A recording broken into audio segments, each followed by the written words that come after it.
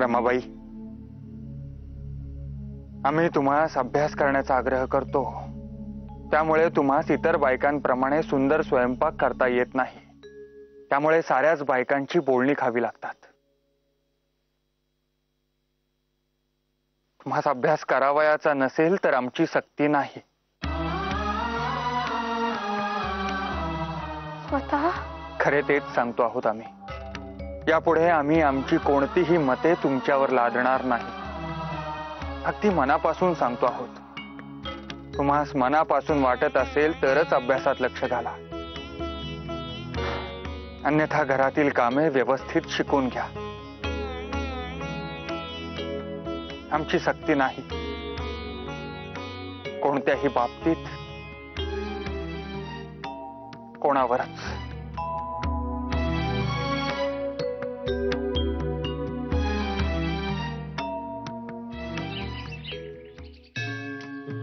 ओम एकदंताय विद्महे वक्रतुंडाय धीमहि तन्नो दन्तिः प्रचोदयात्। एकदन्तं चतुर्हस्तं पाशमं कुशधारिणं रदं च वरदं हस्ते बिभ्राणं मूषकध्वजं रक्तं लंबोदरं शूर्पकर्णकं रक्तवाससं रक्तगन्धानुलिप्तांगं रक्तपुष्पैः सुपूजितं भक्तानुकंपिनं देवं जगत्कारणमच्युतम् आविर्भूतं च सृष्ट्यादौ प्रकृतेः पुरुषात् परम् एवं ध्यायन्ति यो नित्यं स योगी योगिनां वरः। नमो व्रातपतये नमो गणपतये नमः प्रमथपतये नमस्ते स्तुलंबोदरायै एकदंताय विघ्ननाशिने शिवसुताय श्री वरदमूर्तये नमो नमः।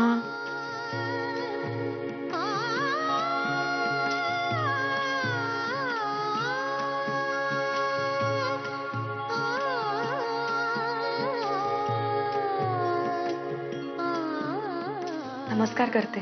हो, सौभाग्यवती भव।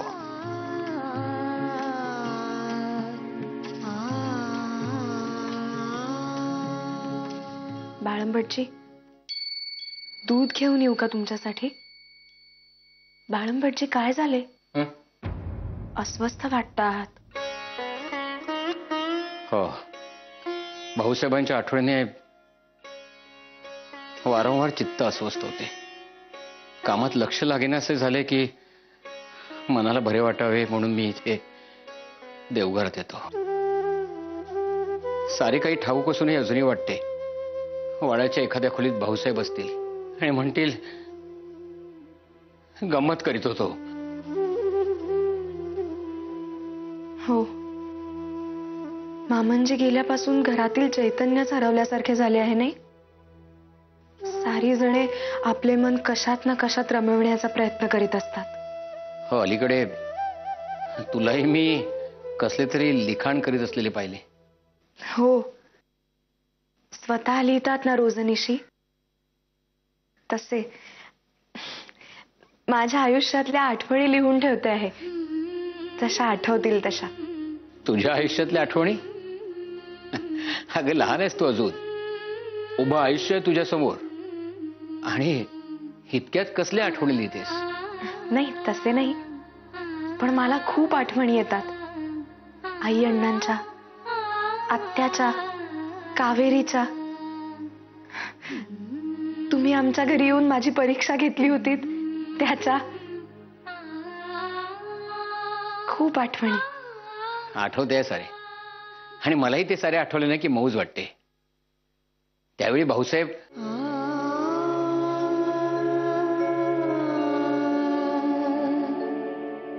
माझ्या मात्र जास्तीत जास्त आठवणी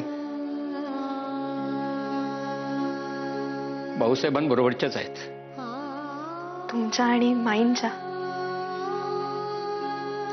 तुम्ही सावरलात, पण माई मात्र। माईंनी आता सावरले पाहिजे। नियतीचे खेळ आहे ते सारे। आज्ञा आली की जावेच लागते, सारे काही मागे ठेवून।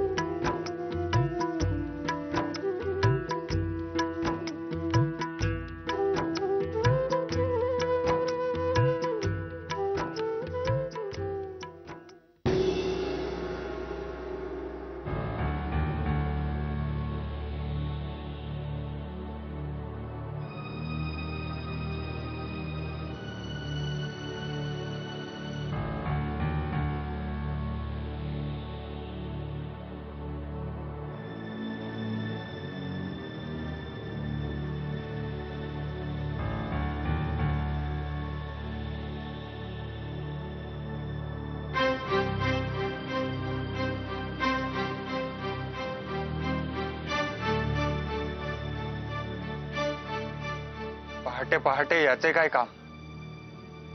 आज वार आहे ना याचा. ताई काकू, दुर्गा अक्का आणि आता माई.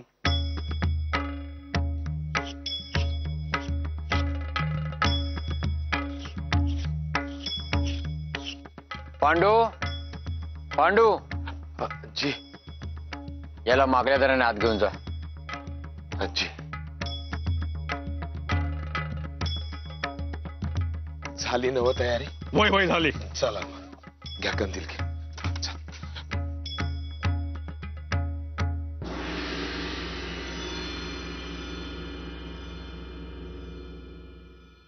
या.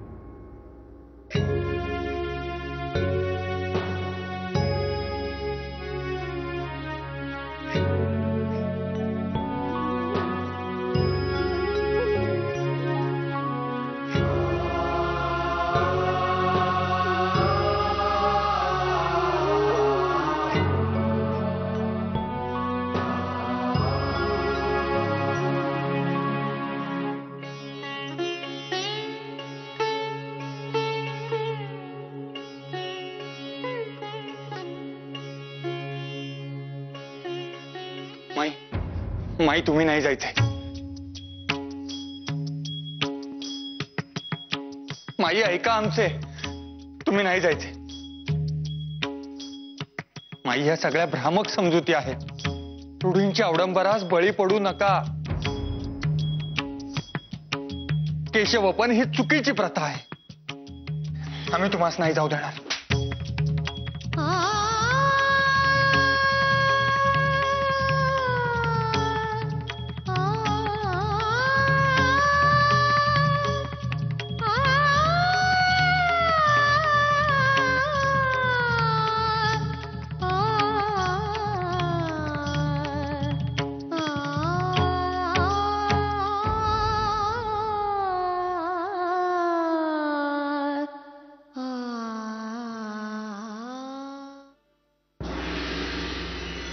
का नाही जायचंय? तुला वाटते म्हणून? पण मग यांच्या वाटण्याचे काय? त्याला काही मोल नाही.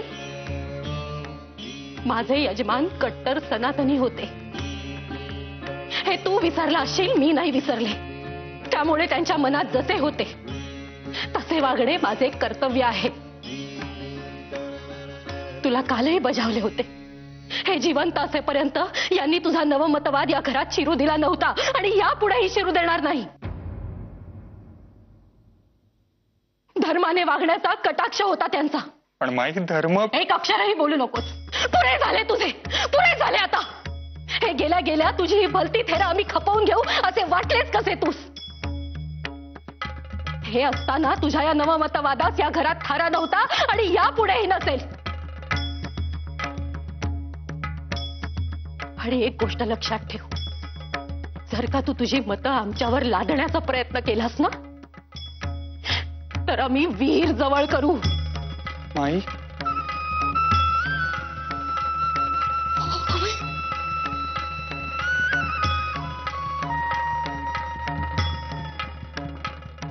मग तुझा तू आहेस मुक्त्यार तुझ्या मर्जीप्रमाणे वागायला. हे कायम ध्यानात असू दे माधव, की आधी मी गोविंदराव रानड्यांची विधवा आहे आणि मग तुझी आई.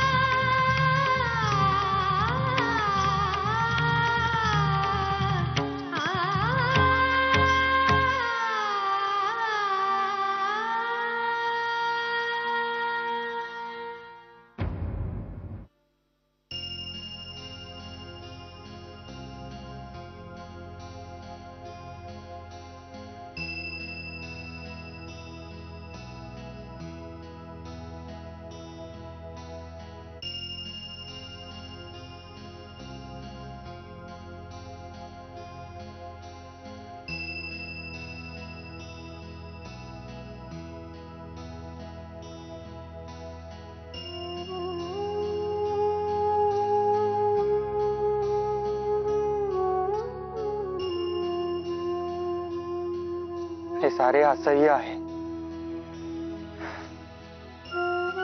एवढा आंधळेपणा आपल्या डोळ्यांसमोर घडत असूनही आपण काहीही करू शकत नाही. भयंकर आहे हे. मनास अतीव यातना होत आहेत रमाबाई. हताश वाटते आहे सारे.